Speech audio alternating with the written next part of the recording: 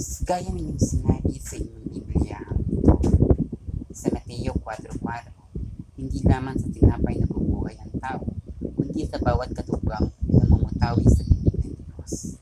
Malinaw na sinabi, mamumuhay ang lahat ng tao sa bawat katagang na mamutawi sa bibig ng Diyos o ng Panginoon.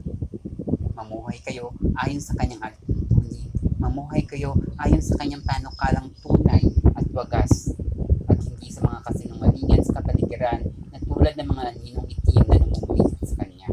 Mga aninong itim na mga diablong naglipa na ang bilang nila ay 666 o ang tinatawag nyo 666, pero ito yung bilang lang ng isang tao na nagpapanggap na iba't ibang uri ng anyo.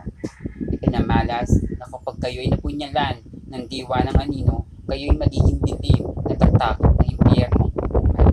Kaya maghanda kayo at makinig at makibalita sa tunay na banal na diwa ng Panginoon, sa tunay ng tinig na inyong naririnig sa buong sanlibutan.